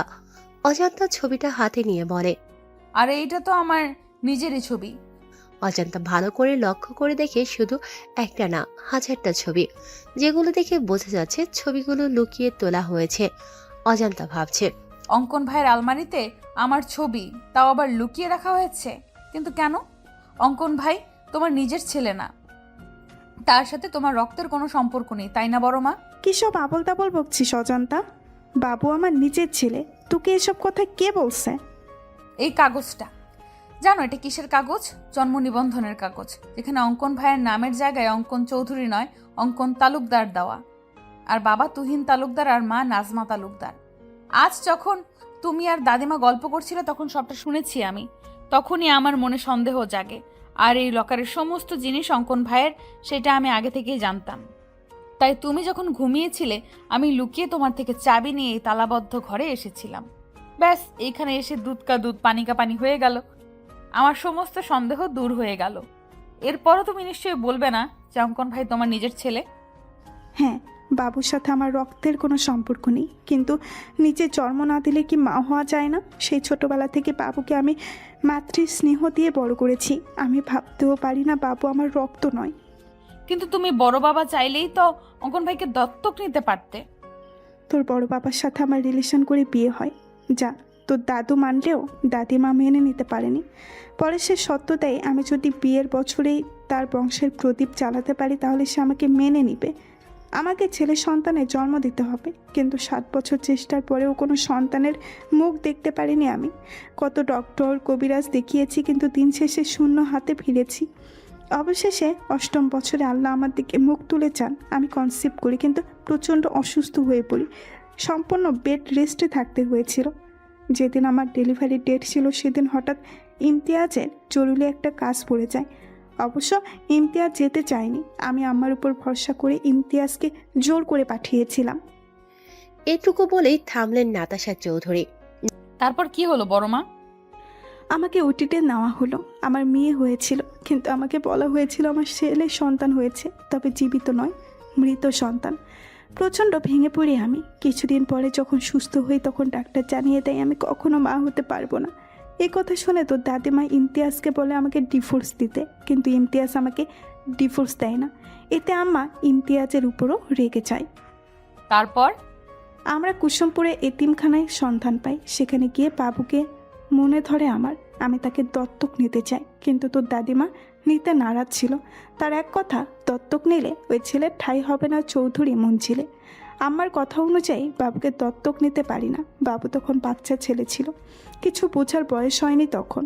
ও জানে আমরাই ওর বাবা মা, কিন্তু এখানে থেমে থাকেনি। বাবুকে চৌধুরী মঞ্জিলে আনার পর এতটুকু বাচ্চাকে বারবার প্রাণে মেরে ফেলার চেষ্টা করা হয়েছে। কে বা কারা এমন করেছে আমরা বুঝতেও পারিনি। পরে অনেক চিন্তা ভাবনা করে বাবুকে কানাডা পাঠিয়ে দিই আমার বোনের কাছে। আমার বাবু পিডিতে ফেরার সময় তো তুই চৌধুরী মঞ্জিলে ছিলি। এরপরের ঘটনা তো অজানা নয়। হ্যাঁ, কিন্তু একটা বিষয় আমি কিছুতেই বুঝতে পারছি না। কোন বিষয়? স্কুল কলেজে ভর্তি হওয়ার সময় তো বিভিন্ন কাগজপত্র লাগে, সেখানে অঙ্কন ভাই তার আসল বাবা মার নাম দেখেনি? আমরা টাকা দিয়ে নকল কাগজপত্র বানিয়েছিলাম, যেখানে আমার আর তোর বড় বাবার নাম ছিল। তোর কাছে একটা অনুরোধ, তুই বাবুকে এই বিষয়ে কিচ্ছু বলবি না। কিছু কথা না হয় অজানাই থাক। তুমি চিন্তা করো না বড় মা, আমি অঙ্কন ভাইকে কখনো এই বিষয়ে কিছুই বলবো না। নাতাশা চৌধুরীর অজান্তার কপালে চুমু দিয়ে বলল, রাত 11টা বেজে গিয়েছে, এখন বাবু ফিরল না। ফোনটাও বন্ধ পড়ছে। জানি না কোথায় আছে এই ছেলেটা। তুমি শুয়ে পড়ো বড় মা, আমি আছি তো। আমি অপেক্ষা করছি অঙ্কন ভাইয়ের জন্য। ঠিক আছে, তুই খেয়ে নে, আর বাবু আসলে খাবার দিস। হ্যাঁ রে বাবা, দিব। তুমি যাও, নিশ্চিন্তে ঘুমিয়ে পড়ো। আচ্ছা, যাচ্ছি আমি। অজান্তা না খেয়ে ডাইনিং টেবিলে রাখা খাবার গুছিয়ে ফ্রিজে রেখে এসে সোফায় বসে অঙ্কনের জন্য অপেক্ষা করতে লাগলো। অপেক্ষা করতে করতে সবে অজান্তার চোখ লেগে এসেছে। এমন সময় কলিং বেল বেজে ওঠে। অজান্তার দরজা খুলে দেখে অঙ্কন এসেছে, কিন্তু তাকে অনেক বিধ্বস্ত দেখাচ্ছে। এলোমেলো চুল, গায়ে পরিধানকৃত শার্ট ও এলোমেলো লাল চোখ, মনে হচ্ছে কান্না করার ফলে এমন হয়েছে। অঙ্কন দরজার বাইরে থেকে জিজ্ঞেস করল, এখনো ঘুমোসনি কেন? ছি ছি ছি, অঙ্কন ভাই আপনি সিগারেট খেয়েছেন? এতটা অধপতন ঘটেছে আপনার? মাই লাইফ মাই রুলস, আমার যা খুশি তাই করব। তোর কোনো প্রবলেম আছে? আর তোর প্রবলেম থাকলেও আমার কিছু যায় আসে না। বলে অজান্তাকে ধাক্কা দিয়ে সরিয়ে নিজের রুমে চলে যায় অঙ্কন। অজান্তা দরজা বন্ধ করে দিয়ে কিচেনে গিয়ে 1 গ্লাস ঠান্ডা শরবত করে নিয়ে আসে অঙ্কনের জন্য। কিন্তু রুমে এসে দেখে অঙ্কন রুমে নেই। তিনি ব্যালকনিতে দাঁড়িয়ে দাঁড়িয়ে মনে সুখে সিগারেটের ধোঁয়া ওড়াচ্ছেন। অজন্তা সোজা গিয়ে অঙ্কনের ঠোঁট থেকে সিগারেট টান দিয়ে নিচে ফেলে দিয়ে বলে, কি সমস্যা আপনার? তো কোথায় থাকবে? তোর সব জিনিসপত্র আমার রুমে কেন? আপনি হয়তো জানেন না, কিন্তু আমি ঠিকই জানি। বরের জিনিসপত্র যেখানেই থাকবে, বউয়ের জিনিসপত্র সেখানেই থাকবে। এটাই স্বাভাবিক, তাই না? অন্য ছেলেরা অফিস থেকে ফিরে বউকে জড়িয়ে ধরে ক্লান্তি দূর করে, কিন্তু আপনি তো সাধু সন্ন্যাসী, বউয়ের ধারে কাছেও ঘেঁষবেন না। তাই আপনার জন্য ঠান্ডা শরবত করে এনেছি, নিন নিন, শরবত পান করে ক্লান্তি দূর করুন। I don't know, no need. অবশ্যই প্রয়োজন আছে। তুই কিন্তু একটু বেশি বকছিস অজান্তা। আমার সামনে থেকে যা, নয়তো একদম গুলি করে মাথার খুলি উড়িয়ে দিব। থাক ভাই, খুলি উড়ানোর কোনো প্রয়োজন নেই। আপনি ফ্রেশ হন, আমি উপরে আপনার জন্য খাবার নিয়ে আসছি। অজন্তা খাবার নিয়ে এসে দেখে অঙ্কন শাওয়ার নিয়ে লুঙ্গি পড়েছে।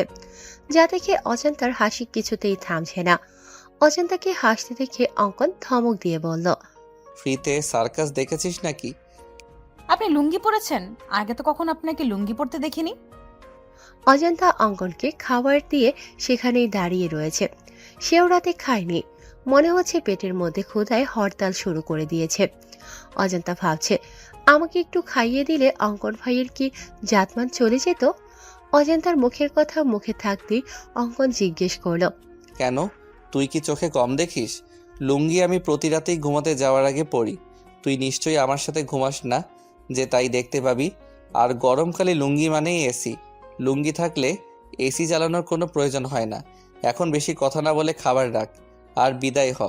রাতে খেয়েছিস তুই? ব্যাস এইটুকু কথায় অজন্তার মনে যেন প্রেমের বইটা বইতে শুরু করলো। অজন্তা অনেকটা অভিমানে সুরে বলল, আমার ক্ষুধা নেই। আমি জিজ্ঞেস করেছি খেয়েছিল কিনা, ক্ষুধা আছে কি নেই এটা জিজ্ঞেস করিনি। বেশ অপমান বোধ করে অজন্তা।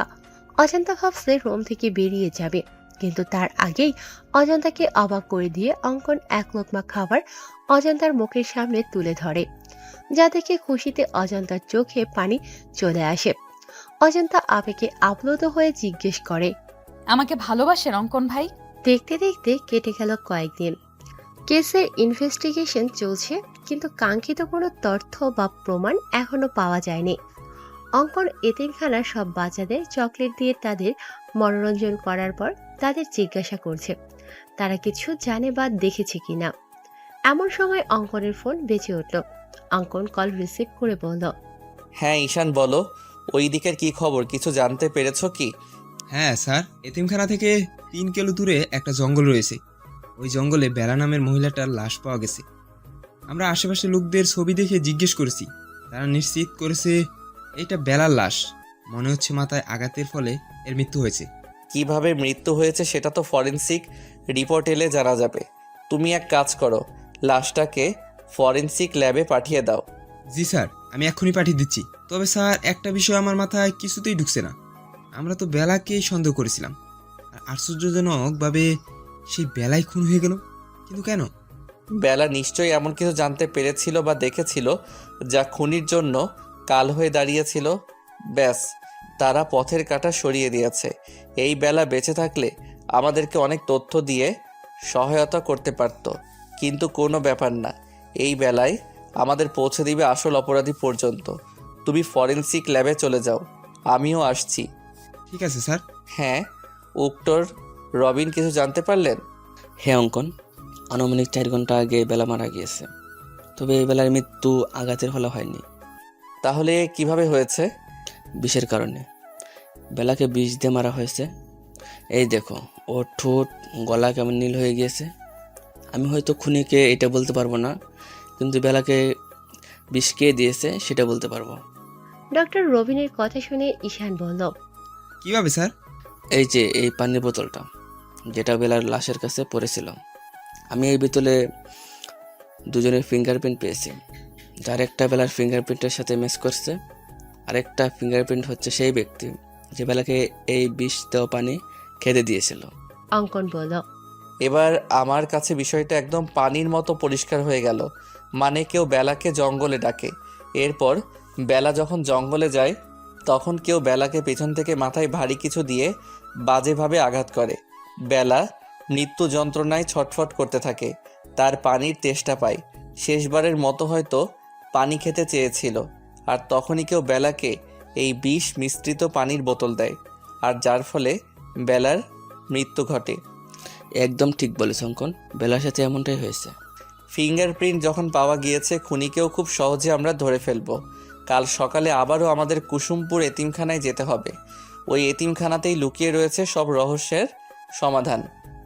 অফিসের কাজ শেষ করে বাড়ি ফেরার সময় অঙ্কন দেখলো একজন ঝালমুড়ি বিক্রেতা ঝালমুড়ি বিক্রি করছে। অঙ্কন ভাবলো ড্রামাবাজ মেয়েটা ঝালমুড়ি খুব পছন্দ করে। ঝালমুড়ি পেলে যেন দিন দুনিয়া সব ভুলে যায়। কি সব অখাদ্য গিলে মেয়েটা, সব অখাদ্য খাওয়ার ফলে শরীরের এই অবস্থা। মনে মনে অজান্তাকে 1000টা বকা দিয়ে অঙ্কন 100 টাকার ঝালমুড়ি নিয়ে বাইকের স্পিড বাড়িয়ে দিয়ে তাড়াতাড়ি বাড়ি পৌঁছালো। অঙ্কন ভেবেছিল হয়তো অজান্তা তার ফেরা অবধি অপেক্ষা করবে, কিন্তু কলিং বেল পেয়ে দরজা খুলে দিল নাতাশা চৌধুরী। যা দেখে অঙ্কন বলল, মম, তুমি এখনো জেগে রয়েছো কেন? জেগে না থাকলে দরজা খুলে দিত কে শুনি? কেন, তোমার আদরের মেয়ে অজান্তা কোথায়? অজান্তা বলল যে ওর নাকি শরীর খারাপ লাগছে, তাই আমি ওকে রুমে পাঠিয়ে দিয়েছি। অঙ্কন বলল, শরীর খারাপ টারাপ কিছু না, সব ওর ড্রামা। মানে কি বলতে চাইছিস বাবু? কিছু না মম। ঠিক আছে, ফ্রেশ হয়ে আয়, আমি খাবার দিচ্ছি। ঠিক আছে মম। অঙ্কন রুমে এসে দেখলো অজান্তা ব্যালকনিতে বিছানা করেছে। হঠাৎ অঙ্কনের দিকে চোখ পড়া মাত্রই এক হাত ঘোমটা টেনে দিল, যা দেখে অঙ্কন মুচকি হেসে বলল, বাব্বা, মহারানীর রাগ এখনো কমেনি। অঙ্কন ব্যালকনিতে গিয়ে বলল, কি মজার ঝালমুড়ি রে অজান্তা, আমার জীবনেও এমন মজার ঝালমুড়ি আমি খাইনি। আজ রাতে ঝালমুড়ি দিয়েই ডিনারের কাজ সম্পন্ন করব। ঝালমুড়ির কথা শুনে অজান্তার জিহ্বা লক লক করছে। এমনিতেই ঝালমুড়ি তার খুব পছন্দের। অজান্তা সামান্য একটু ঘোমটা সরিয়ে দেখলো অঙ্কন সত্যি সত্যি ঝালমুড়ি খাচ্ছে। অজান্তার মন চাচ্ছে ছো মেরে অঙ্কনের হাত থেকে ঝালমুড়ি নিয়ে খাওয়া শুরু করতে। মুহূর্তের মধ্যেই অজান্তার চোখ ভিজে এলো। মনে পড়ে গেল সেদিন রাতের ঘটনা। অজান্তা যখন আবেগে আপ্লুত হয়ে অঙ্কনকে জিজ্ঞেস করেছিল, আমাকে ভালোবাসেন অঙ্কন ভাই? উত্তরে অঙ্কন ভাতের লোকমাটা অজান্তার মুখের সামনে থেকে নিয়ে নিচে খেয়ে ফেলে বলল, সামান্য এক লোকমা ভাত খাইয়ে দিতে চেয়েছি আর ভেবেছিস আমি তোকে ভালোবাসি? থাক, প্রয়োজন নেই তোকে খাইয়ে দেওয়ার। এবার নিশ্চয়ই তোর প্রশ্নের উত্তর পেয়ে গেছিস। না, উত্তর পাইনি। আমি আপনাকে জিজ্ঞেস করেছি ভালোবাসেন কিনা, ইয়েস অর নো। তোর প্রশ্নের উত্তর দিতে বাধ্য নই আমি। এই মুহূর্তে তোর মুখও দেখতে ইচ্ছে হচ্ছে না আমার। সরে যা আমার সামনে থেকে। মুহূর্তের মধ্যেই অজান্তা কোমল হৃদয় ব্যথিত হয়ে ওঠে। অজান্তা টলমলে চোখে বলল, ঠিক আছে, দেখতে হবে না আমার মুখ আপনাকে। এরপর থেকে অজান্তা অঙ্কনকে এড়িয়ে চলছে, তার সামনেও আসছে না। ভুলবশত চোখাচোখি হয়ে গেলে তৎক্ষণাৎ ঘোমটার আড়ালে নিজেকে লুকিয়ে রাখছে। পুরনো কথা মনে করে ঘোমটার আড়ালে চোখের পানি মুছে নিল অজান্তা, যা অঙ্কনের চোখ এড়ালো না। অঙ্কন অজান্তাকে শুনিয়ে শুনিয়ে বলল, কেউ তো আর ঝালমুড়ি খাচ্ছে না, কি আর করার, আমি নিজেই সবটা খেয়ে ফেলি। অঙ্কনের কথা শুনে অজান্তা সমস্ত লজ্জা ভুলে সো মেরে অঙ্কনের হাত থেকে ঝালমুড়ি নিয়ে দিল এক দৌড়, যা দেখে অঙ্কন হো হো করে হেসে উঠল। রাত 11টা। অজান্তা ঘুমানোর জন্য ব্যালকনিতে বিছানা ঠিকঠাক করে ঘুমানোর প্রস্তুতি নিচ্ছে। এমন সময় অঙ্কন ব্যালকনিতে উপস্থিত হয়। অঙ্কনকে দেখা মাত্র হায় আল্লাহ বলে অজান্তা মাথায় ঘোমটা টেনে নিজেকে আড়াল করে নেয়। অঙ্কন বিরক্তিতে মুখ থেকে চ জাতীয় শব্দ বের করে বলল, ড্রামাবাজ মহিলা, দয়া করে তোর ড্রামা বন্ধ কর। এমন ভাব করছিস যেন তোর সামনে স্বয়ং তোর ভাসুর এসেছে, তাকে দেখে নিজেকে ঘোমটার আড়ালে নিয়ে গিয়েছিস। আপনি নিজেই বলছেন আপনাকে যেন আমার মুখ না দেখাই, তার জন্যই তো এই অভিনব পদ্ধতি অবলম্বন হয়েছে। এতে আপনার সমস্যা কোথায় আমি বুঝতে পারছি না। তাছাড়া আপনার এখানে কি চাই? তোকে মানে এখানে তোর শুতে হবে না, বিছানায় চল। এমনিতেই বেলকনিতে শুয়ে শুয়ে জ্বর ঠান্ডা বাঁধিয়ে নিয়েছিস, বড় কোনো রোগ বাঁধানোর আগে বিছানায় চল। মরে গেলেও যাব না আমি। আপনার করা অপমানের কথা ভুলিনি আমি। ঠিক আছে, তোর যাওয়া লাগবে না, আমি নিজেই তোকে নিয়ে যাচ্ছি বলে অঙ্কন অজান্তাকে কোলে তুলে নেয়। ফজরের আজানের মিষ্টি ধ্বনি কর্ণপাত হতেই ঘুম হালকা হয়ে গেল অজান্তার। অজান্তার মনে হচ্ছে সে কোনো শক্ত পাথর ব্যবহার করেছে তার বালিশ হিসেবে। পরক্ষণে অজান্তা বুঝতে পারে তার বালিশ হিসেবে ব্যবহৃত জিনিসটা কোনো পাথর নয়, স্বয়ং তার বর সিআইডি অফিসার অঙ্কন চৌধুরীর বুক। তখনই অজান্তার মনে পড়ে যায় রাতের ঘটনা। অজান্তা বিছানায় আসবে না বলতেই অঙ্কন তাকে কোলে তুলে নেয়। অজান্তা অঙ্কনের কোল থেকে নামার জন্য ছটফট করলে অঙ্কন ফট করে অজান্তার কপালে চুমু দিয়ে দেয়। ব্যাস, অজান্তার সারা শরীরে বিদ্যুৎ গতিতে শিহরণ বয়ে যায়। মুহূর্তের মধ্যেই সে যেন কাঠের পুতুলে পরিণত হয়ে যায়। একদম বিড়াল ছানার মতো অঙ্কনের বুকে লেপ্টে পড়ে থাকে অজান্তা। অঙ্কন তাকে নিয়ে বিছানায় শুয়ে দিয়ে নিজেও তার পাশে শুয়ে পড়ে। অবশ্য শোয়ার আগে অঙ্কন মাঝখানে কোলবালিশ দিয়েছিল, কিন্তু অজান্তা দেখলো কোলবালিশ নিচে পড়ে রয়েছে আর অজান্তা পড়ে রয়েছে অঙ্কনের বুকে। অজান্তা অঙ্কনকে ভালো করে পর্যবেক্ষণ করে বলল, ইস, আমার ব্ল্যাক ডায়মন্ডটা। আমি খুব ভালো করেই জানি ব্ল্যাক ডায়মন্ড আপনি আমাকে ভালোবাসেন। আমি খুব ভালো করেই জানি ব্ল্যাক ডায়মন্ড আপনি আমাকে ভালোবাসেন, আর সেই ভালোবাসার গভীরতা অনেক বেশি। আপনি আমার সাথে যা যা করেছেন সবটা আপনার অভিনয়। কোনো এক অজানা কারণে আপনি আমাকে দূরে সরিয়ে রেখেছেন। আমার মতো আপনারও প্রেমের বইটা অনেক আগেই খুলেছে, আর খুব শীঘ্রই আপনি নিজের মুখে বলবেন, হ্যাঁ অজন্তা, তোমার মতো আমারও প্রেমের বইটা খুলে গেছে। 7-5 ভেবে অজান্তা বিছানা ছেড়ে উঠতে যাবে, তার আগেই শাড়িতে টান পায়। অজান্তা দেখে তার শাড়ির আঁচলের কিছু অংশ অঙ্কনের পিঠের নিচে রয়েছে। অজান্তা এসে আবারও অঙ্কনকে জড়িয়ে ধরে বলে, আচ্ছা ব্ল্যাক ডায়মন্ড, আপনি কালা আমি ধলা, আমাদের পোলাপাইন কি কালা ধলার সংমিশ্রণে বেগুনি কালারের হবে? বুকের উপর ভারী কিছু অনুভব করতে অঙ্কনের ঘুম ভেঙে যায়। ঘুম ভাঙতেই দেখে অজান্তা তার বুকের উপর বিড়াল ছানার মতো লেপ্টে রয়েছে, যা দেখে অঙ্কনের ইচ্ছে হয় না অজান্তাকে জাগাতে। সে চোখ বুজে ঘুমের ভান ধরে পড়ে থাকে, কিন্তু অজান্তার আজগুবি কথা শুনে সে আর স্থির থাকতে পারে না। অঙ্কন এক ঝটকায় অজান্তাকে নিজের থেকে সরিয়ে ধমক দিয়ে বলে, what the hell are you? অঙ্কনের ধমকে অজান্তা ভয় পাওয়ার পরিবর্তে দাঁত কেলিয়ে বলে, বলেন না অঙ্কন ভাই, আমাদের পোলাপাইন কি বেগুনি কালারের হবে? এই জন্যই কথাই বলে বানরদের বেশি লাই দিতে নেই। বেশি লাই পেয়ে তারা ঠিক এইভাবে মাথায় উঠে নাচতে শুরু করে। অনেক নেচেছিস, এবার নাম আমার বিছানা থেকে। অজান্তা বিছানা থেকে নেমে ওয়াশরুমের দিকে যেতে গিয়ে ফিরে এসে অঙ্কনের দু গালে 2টা চুমু দিয়ে বলল, আমি কখনো কারোর কাছে ঋণী থাকি না। আপনি রাতে আমাকে একটা চুমু দিয়েছিলেন, তাই এখন আমি সুদ সহ 2টা ফেরত দিলাম। হিসাব একদম বরাবর। বলে অজান্তা ওয়াশরুমে চলে গেল। অজান্তার যাওয়ার পানে তাকিয়ে অঙ্কন বলল, আমিও দেনাদার হয়ে থাকতে পছন্দ করি না। পাওনাদারকে তার পাওনা ঠিক সময় পরিশোধ করে দিতে পছন্দ করি। বলে আবারও ঘুমের রাজ্যে পাড়ি জমালো অঙ্কন। অজান্তা ফজরের নামাজ আদায় করে নিচে এসে দেখল নাতাশা চৌধুরী কিচেনে রান্না করছে। অজান্তা অবাক হয়ে জিজ্ঞেস করল, এ কি বড় মা, এত সকাল সকাল তুমি কিচেনে কেন? তোমার ক্ষুধা লেগেছে আমাকে বলতে পারতে, আমি নাস্তা তৈরি করে দিতাম। তুমি শুধু শুধু কষ্ট করে এত সকাল সকাল উঠতে গেলে কেন? আমাদের এক জায়গায় যেতে হবে অজান্তা, তার জন্যই সকাল সকালে রান্না বসিয়েছি। তোর দাদিমারও যাওয়ার কথা ছিল, কিন্তু ওনার নাকি হুট করে মাথা ব্যথা শুরু হয়েছে, তাই আমি আর তুই যাব। তুই দাঁড়িয়ে না থেকে আমার কাছে হাত লাগা, আবার বিকেলের মধ্যে ফিরতে হবে তো। ঠিক আছে বড় মা, বলো কি করতে হবে আমাকে? তুই ছোলার ডালটা ধুয়ে প্রেশার কুকারে দিয়ে দে, আমি লুচির জন্য ময়দা মেখে রাখি। বাবু কিছুদিন থেকে লুচি আর ছোলার ডাল খেতে চাইছে, তাই ভাবলাম আজ বাবুর পছন্দের লুচি আর নারকেল দিয়ে ছোলার ডাল করি। ঠিক আছে বড় মা, তাহলে আজকে সকালের নাস্তা একদম জমে ক্ষীর হবে। তোমার হাতে লুচি আর ছোলার ডাল, উফ, এখনই জিভে জল চলে এসে গেছে। হয়েছে হয়েছে, এত আলু দিতে হবে না। অজান্তা আর নাতাশা চৌধুরী রান্না করছে, এমন সময় সেখানে বেলি উপস্থিত হয়।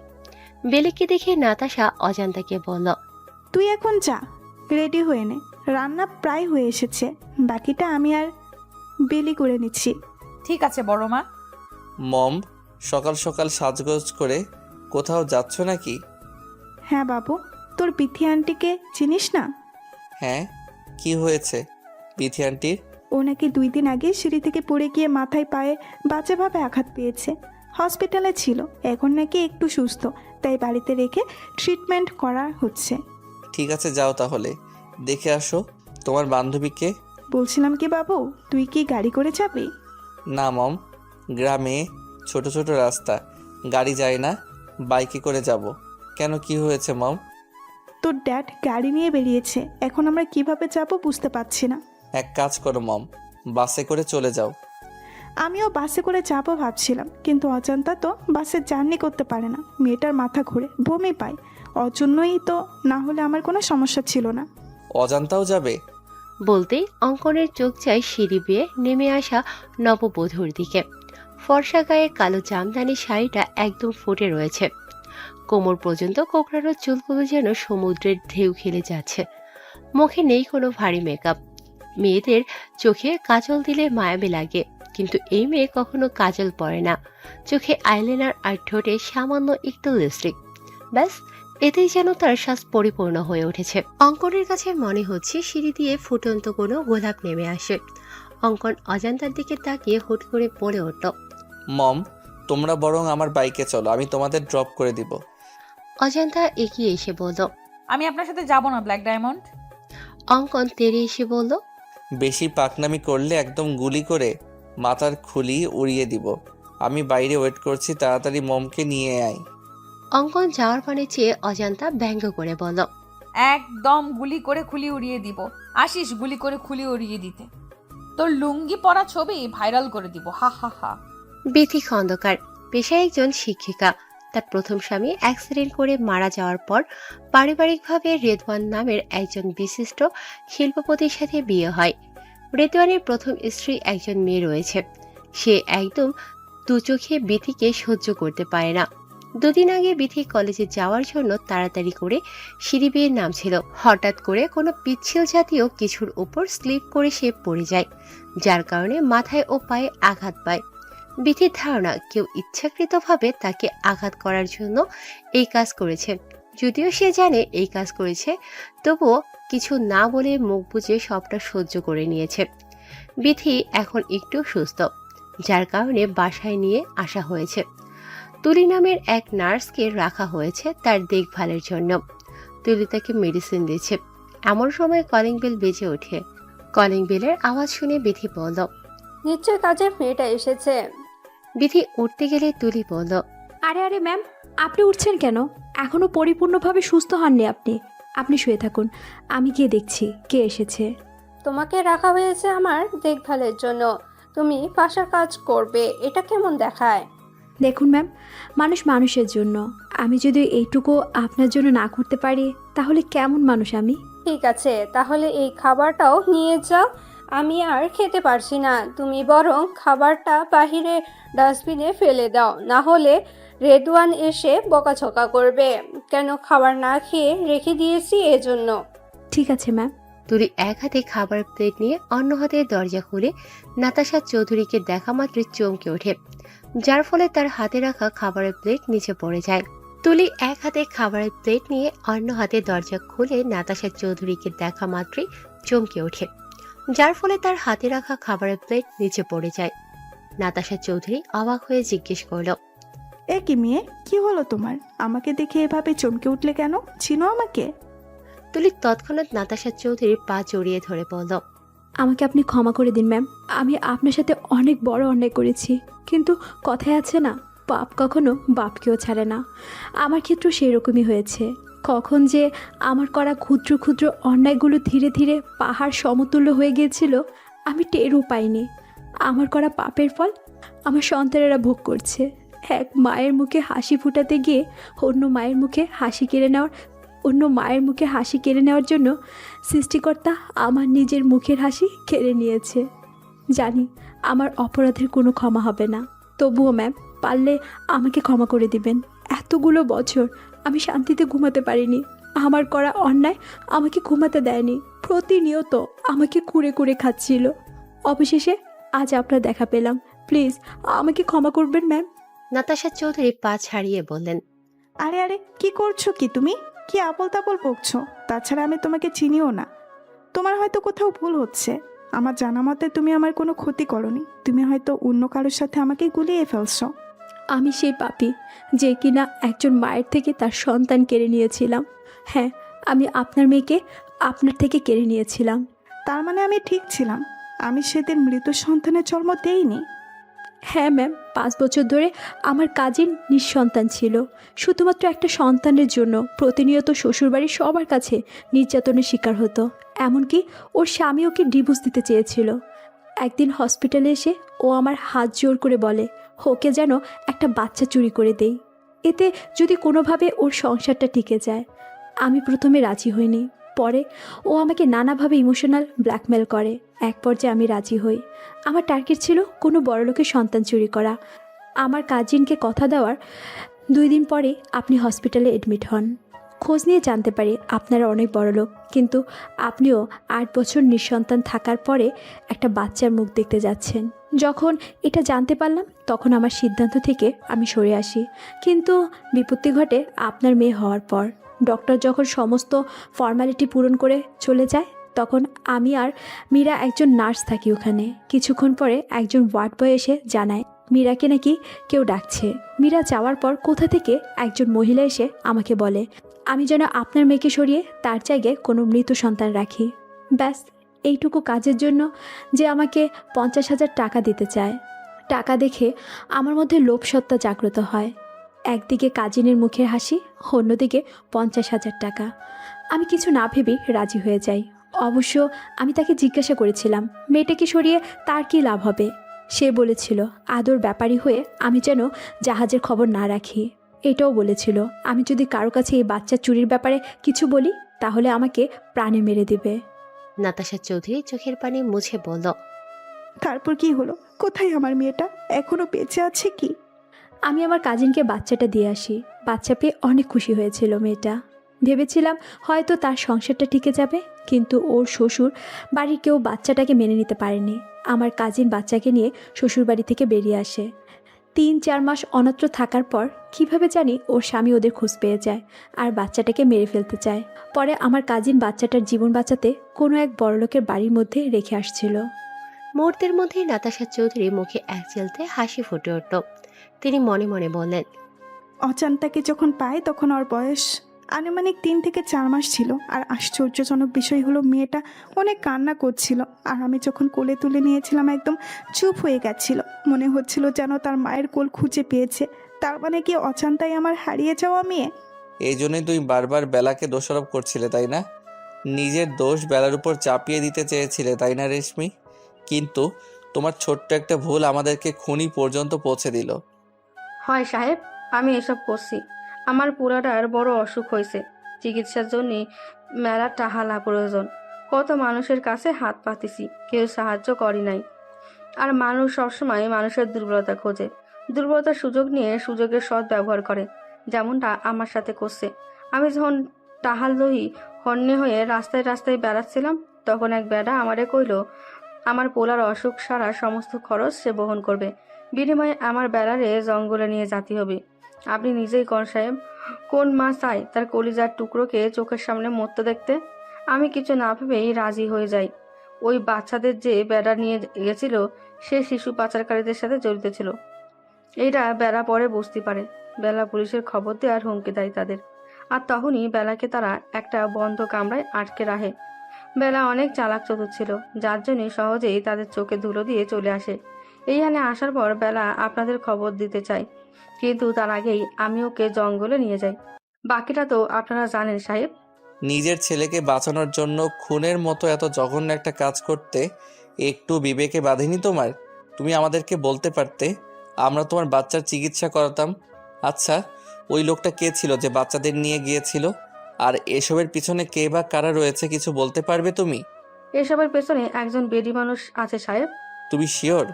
হ্যাঁ সাহেব, যে বেটা বাচ্চাদের নিয়ে গেছিল সে ফোনে করছিল, মা ওইদিকে সব ঠিকঠাক আছে তো?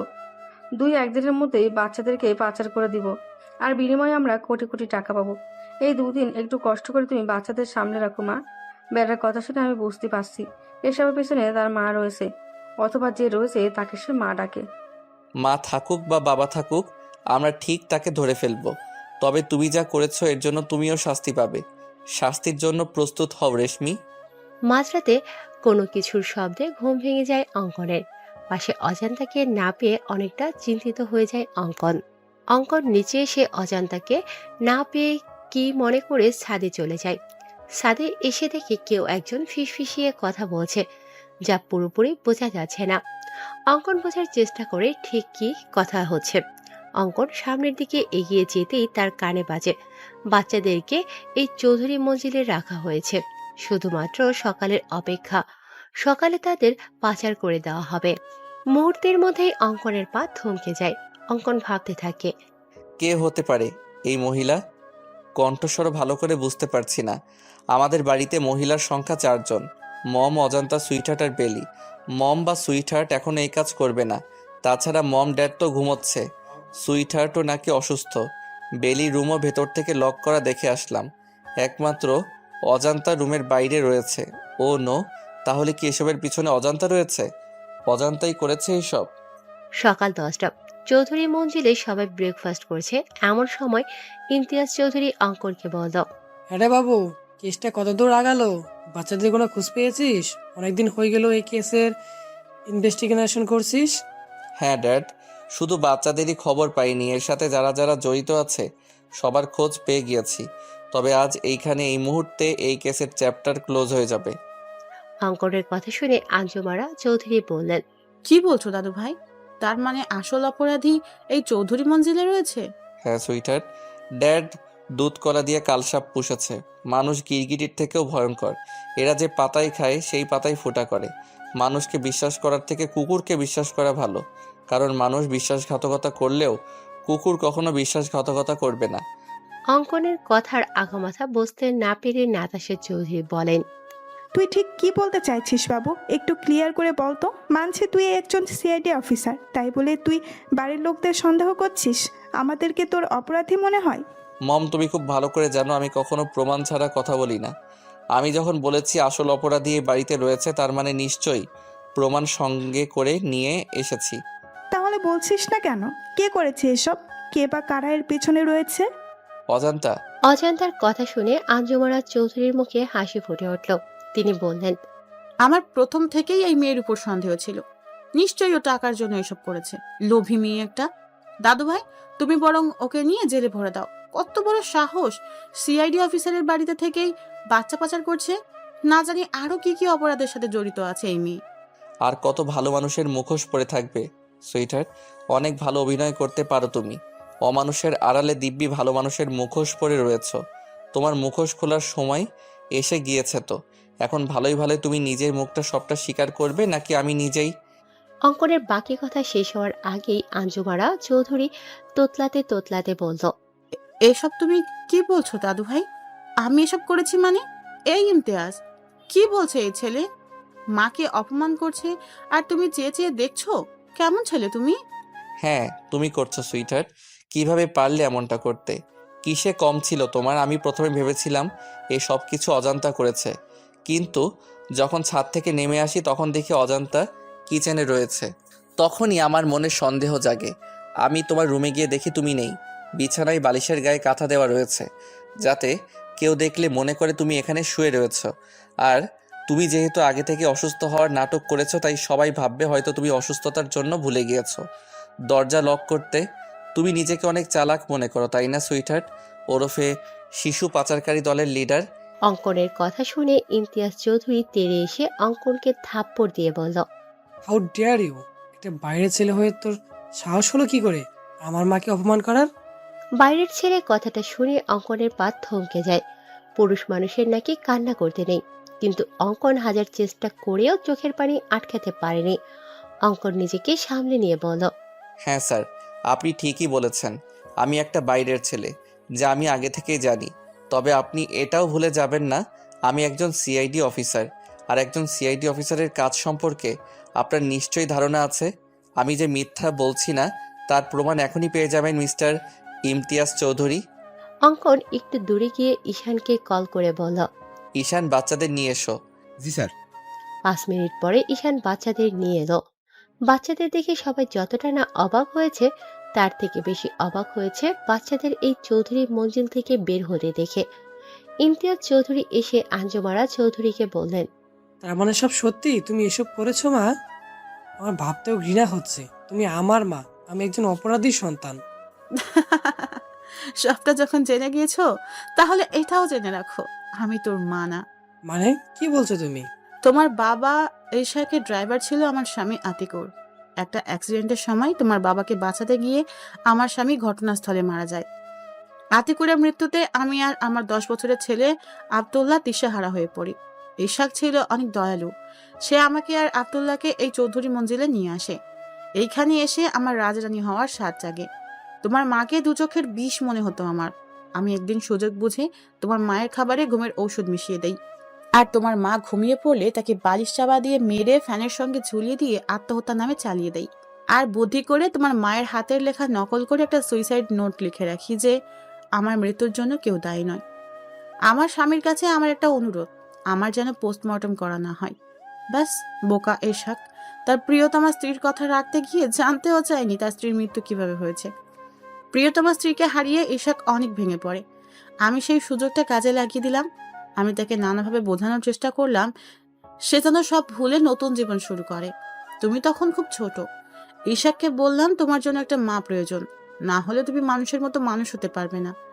এতে ইশাক রাজি হয় না। ইশাক বলে দ্বিতীয় কোনো নারীকে তার জীবনে গ্রহণ করবে না। সে একাই তোমাকে বাবা মায়ের স্নেহে ভালোবাসা দিয়ে বড় করবে।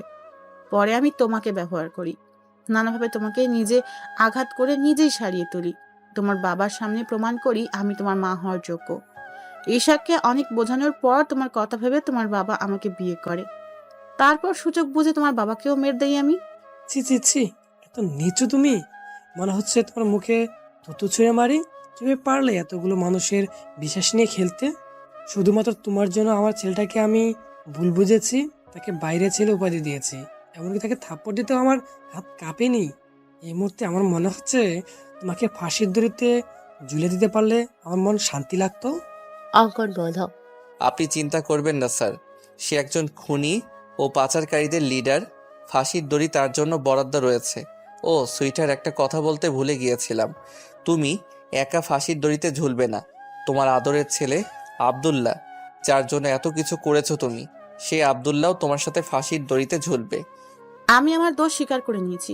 প্লিজ আমার ছেলেটাকে ছেড়ে দাও। ও তো কোনো খুন করেনি, ও শুধু আমার সঙ্গ দিয়েছে। ওকে প্লিজ ছেড়ে দাও। কেউ ছাড়া পাবে না। তুমি না মা? কেমন মা তুমি?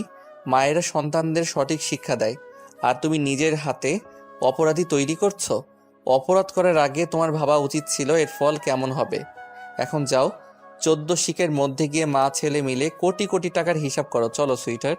1 মিনিট দাদু ভাই, জীবনে কখনো ভালো কাজ করিনি আমি। পাপের সাগরে ডুবে থেকেছি, আর তার ফলস্বরূপ ফাঁসির দড়ি আমার অপেক্ষা করছে। জীবনের এই অন্তিম সময়ে এসে অন্তত একটা ভালো কাজ করে যেতে চাই। নাটক না করে যা বলার তাড়াতাড়ি বলো। আঞ্জুমারা চৌধুরী নাতাশার কাছে এসে পা জড়িয়ে ধরে বলল, আমাকে তুমি ক্ষমা করে দিও। আমি তোমার জীবন থেকে সমস্ত সুখ কেড়ে নিয়েছি। নাতাশা চৌধুরী পা ছাড়িয়ে নিয়ে বললেন, নাটক বন্ধ করুন প্লিজ। বাবু, এই মহিলাকে নিয়ে যা, আমার সহ্য হচ্ছে না এই মহিলাকে। চলে তো আমি যাবই বৌমা, তবে যাওয়ার আগে একটা কথা বলতে চাই। হ্যাঁ বলুন, আর কি কি চমক দেওয়ার বাকি আছে? এমনিতেই অনেক চমকপ্রদ কথা শুনিয়েছে, আর কিছু শোনার ইচ্ছে হচ্ছে না। তবুও শেষ ইচ্ছে বলে কথা, বলুন কি বলতে চান। অজান্তাই তোমার হারিয়ে যাওয়া মেয়ে বৌমা। এক্ষুনি কি বললেন আপনি মা? আবার বলুন। অজান্তাই তোমার হারিয়ে যাওয়া মেয়ে। তুমি সেদিন মৃত সন্তানের জন্ম দাওনি। আমি চাইনি তোমার কোনো উত্তরাধিকার পৃথিবীর আলো দেখুক। তাই তো সেদিন তুলিকে দিয়ে তোমার মেয়েকে সরিয়ে তার জায়গায় মৃত ছেলে রেখে দেই। কিন্তু তুলির কাজিন গাধাটা আর কোথাও ওকে রাখার জায়গা পায়নি, মরতে মরতেই চৌধুরী মঞ্জিলে রেখে যায়। আর তুমিও অন্যের সন্তান মনে করে নিজের সন্তানকে কোলে পিঠে বড় করো। যাই হোক, অনেক ক্ষতি করেছি তোমাদের। এখন তো আর আমি থাকছি না। আই হোপ তোমরা সুখে শান্তিতে বসবাস করতে পারবে। নাতাশা চৌধুরী এসে অজান্তাকে জড়িয়ে ধরে চোখে মুখে অজস্র চুমু দিয়ে বলল, তার মানে আমার ধারণা সঠিক ছিল, একজন মা কখনো তার সন্তান চিনতে ভুল করে না। তুই অজান্তা নোস মা, তোরা পরিচয় আছে। তুই এই চৌধুরী মঞ্জিলের একমাত্র রাজকন্যা। তুই আমার আর ইমতিয়াজের মেয়ে। বলে অজান্তাকে বুকের সাথে মিশিয়ে নিলেন নাতাশা চৌধুরী। এই জন্যই আমি তোমার গায়ে মায়ের গন্ধ পেতাম, তোমার প্রতি টান অনুভব করতাম। তুমি আমার মাথায় হাত বুলিয়ে দিলে আমার সারাদিনের ক্লান্তি দূর হয়ে যেত, কারণ তুমি যে আমার মা, আমার শান্তির জায়গা। ইমতিয়াজ চৌধুরী এসে বলল, জানিস মা, আমি তোকে দেখে সবসময় আফসোস করতাম, এই ভেবে যে তুই আমার নিজের মেয়ে হলি না কেন? যখন আজ জানতে পারলাম তুই আমার নিজের মেয়ে, তখন মনে হয়েছিল পৃথিবীর সমস্ত সুখ আমার হাতের মুঠে চলে এসেছে। কিন্তু একটা বিষয় আমাকে কুরে কুরে খাচ্ছে। আমি বুঝতে পারছি না বাবুর সামনে কিভাবে দাঁড়াবো। ওকে যে অনেক কষ্ট দিয়েছি। অঙ্কন এসে ইমতিয়াজের হাত ধরে বলল, সমস্যা নেই শ্বশুরমশাই, আমরাই তো। কিন্তু এখন তো আমি এই বাড়ির ঘর জামাই হয়ে গেলাম, তাহলে আপনাদের কি বলে সম্বোধন করব? শ্বশুর আব্বা আর শাশুড়ি আম্মা? নাতাশা চৌধুরী এসে অঙ্কনের কান মলে দিয়ে বলল, এক মুহূর্তের মধ্যে পর করে দিলি আমাদের। জাস্ট কিডিং মম। দেখ বাবু, যা হওয়ার হয়েছে। আমি চাই তোরা নতুন করে তোদের জীবন শুরু কর। এবার দেখিস আমরা সবাই খুব সুখে শান্তিতে থাকবো। ফুলে সজ্জিত বিছানায় এক হাত ঘোমটা টেনে বসে রয়েছে অজান্তা। এই তো কয়েক মাস আগে এরকমই ফুল সজ্জিত বিছানা থেকে তাকে টেনে নামিয়ে দেওয়া হয়েছিল। হাজারো অপমান করা হয়েছিল, কিন্তু সেই অপমানের পিছনে লুকিয়েছিল হাজারো রহস্য, অপ্রকাশিত ভালোবাসা। অজান্তার পুরনো কথা মনে করে চোখ থেকে পানি গড়িয়ে পড়ল। অজান্তার চোখের পানি মুছে দেখে অঙ্কন এসেছে। আমি তো এই বাড়ির ঘর জামাই হয়ে গিয়েছি রে অজান্তা। এখন সবকিছু তোর রাজত্বে চলে গেছে। তোর ঘর, তোর বিছানা, তোর বর। এখন তোর যা ইচ্ছা কর, আমি কিছুই বলবো না। ড্রামা শুধু আমি করতে পারি না, আপনিও খুব ভালো ড্রামা করতে পারেন অঙ্কন ভাই। ভেতরে ভেতরে জ্বলে পুড়ে ছারখার হয়ে যাচ্ছেন, অথচ সবার সামনে কত হাসি মুখে রয়েছেন। খুব কষ্ট পেয়েছেন আপনি সত্যিটা জানার পর, তাই না অঙ্কন ভাই? আমি স্পষ্ট লক্ষ্য করেছিলাম যখন বাবা আপনাকে বাইরের ছেলে বলেছিল আপনার চোখের পানি মুছতে। এতে কষ্ট পাওয়ার কি আছে অজান্তা? আমি আগে থেকে জানতাম আমি এই পরিবারের কেউ না। কিন্তু কিভাবে? আমার ডিএনএ টেস্ট করিয়েছিলাম, কিন্তু মম বা ড্যাড কারো সাথে ম্যাচ করেনি। সেদিন থেকেই আমি শিওর ছিলাম আমি তাদের সন্তান না। কিন্তু আমি জানতাম না আমার আসল পরিচয় কি, আমার আসল বাবা মা কে। প্রথম যেদিন আমি কুসুমপুর এতিমখানায় যাই, সেদিন আমার আসল পরিচয় জানতে পারি।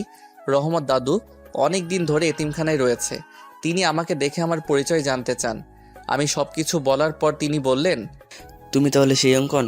কত বড় হয়ে গেছো।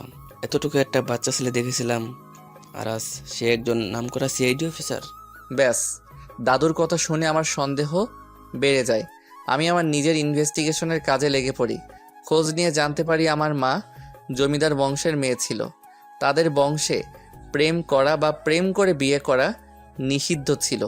কিন্তু একবার কারো যদি প্রেমের বইটা খুলে যায়, তাহলে প্রেম সাগরে ডুবে মরা ছাড়া আর কোনো উপায় থাকে না। ঠিক তেমনই হয়েছিল আমার মায়ের সাথে।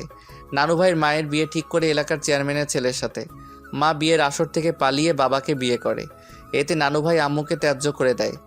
বিয়ের পর ভুলেও একটা বারের জন্য হলেও কোনো খোঁজ করেনি মায়ের।